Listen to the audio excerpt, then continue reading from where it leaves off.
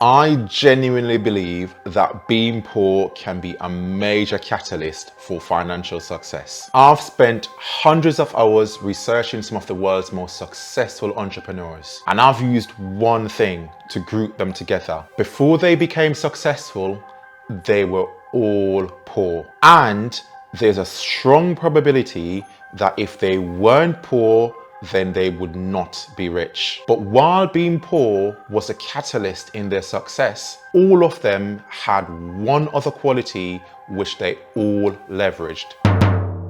Airbnb is a company which we all know. This company would not have existed if its founders Brian Chesky and Joe Gebbia weren't flat broke. These guys managed to create a company that today has a market capitalization of over $100 billion. But how? You see, being broke can lead to desperation.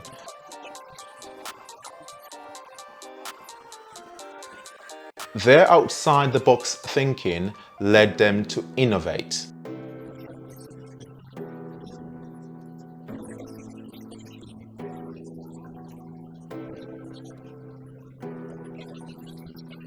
So they came up with an idea to put an air mattress into their spare bedroom and turn it into a bed and breakfast. They then created a website which was called Air Bed and Breakfast in 2008. And the idea here was to offer short stays to people who were in the area but couldn't afford the expensive hotels. Now eventually, this bed and breakfast business is what became Airbnb and went public in 2020, and these two guys today have a net worth of over $20 billion.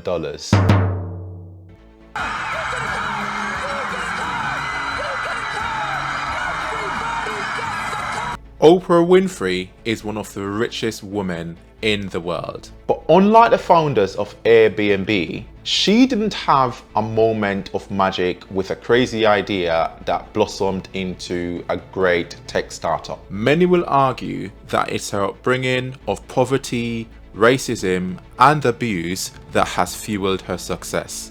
Oprah started out working as a TV news anchor on a local TV channel in Nashville. But her big break did not come until she took on a failing morning talk show in Chicago. So this show that just getting underway nationally.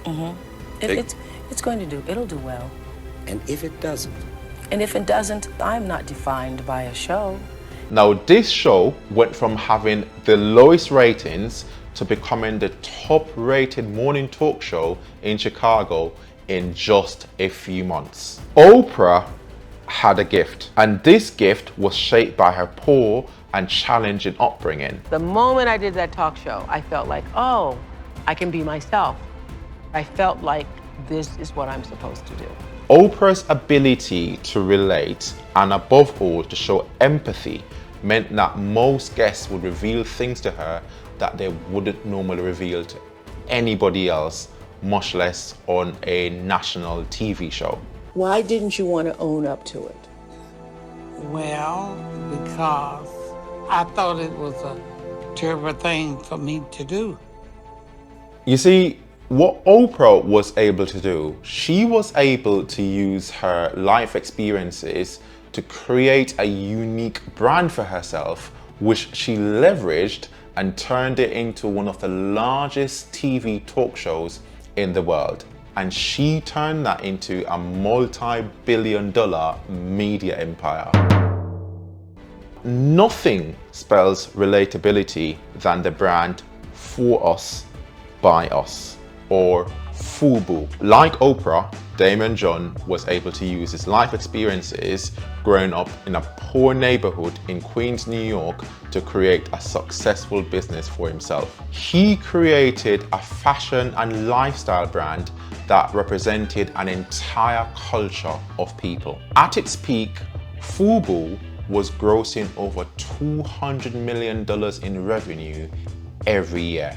But Damon didn't just succeed with FUBU because he was relatable. His upbringing in Queens, New York perhaps taught him his most valuable lesson, and that is the art of hustling. If I wanted to have anything nice or anything that I ever wanted, I would have to go out and earn it, hustle. You see, Damon created FUBU from the basement of his mom's house. He didn't have access to any large-scale manufacturing or any kind of distribution whatsoever. So from his mom's basement, he learned to sew so that he could manufacture his own products. And then I was going out and I was selling the clothes. I wasn't hiring other people to do it for me.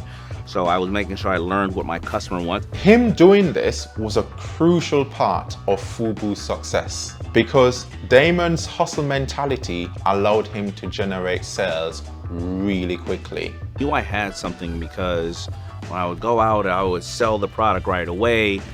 So I knew that there was something there. And before you know it, he was making upwards of $800 every day.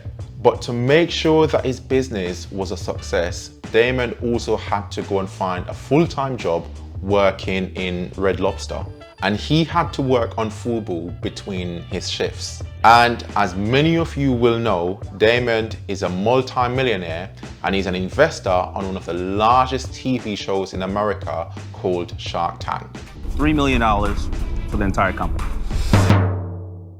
Ben Francis was just a teenager when he founded one of the UK's fastest growing companies with his friend Lewis Morgan.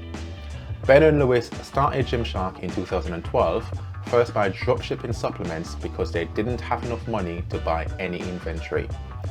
Ben also took on a full-time job delivering pizzas with Pizza Hut for just £5 an hour and worked on Gymshark in his free time. Delivering the pizza, in which case I could mess around on my phone in between, in between deliveries. I could read stuff, or by the time I'd started Gymshark, I could respond to customer queries in between my deliveries. They eventually pivoted Gymshark from selling supplements to sell t-shirts and singlets. Within its first year of selling gym apparel, the company was making well over £500 every day.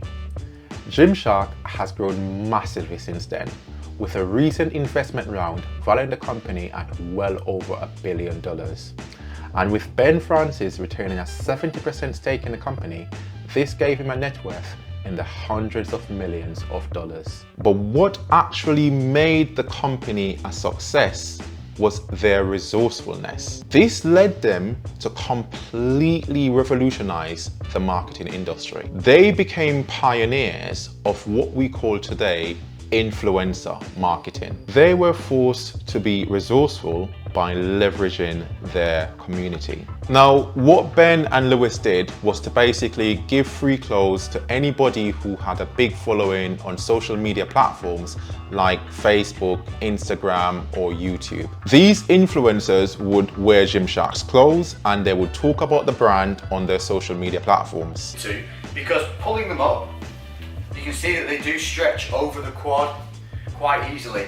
This is what eventually allowed Gymshark to quickly grow their business and eventually became one of the strongest brands on social media. Of course, these guys could have perhaps still made Gymshark a success if they were loaded with cash. However, the fact remains today that their economic situation and their circumstances at the time forced them to be resourceful and to innovate. And that is what provided a platform for Gymshark to be successful. Ben Francis even said it himself. Now, I hope that you've perhaps taken some inspiration from some of the stories that you've heard today. This is the clearest example of how you can leverage your own life experiences to create financial wealth and success for yourself. And that is why I 100% believe that being poor can be a catalyst for being rich. Now, if you like this video, you might like this one as well. Don't forget to like and subscribe.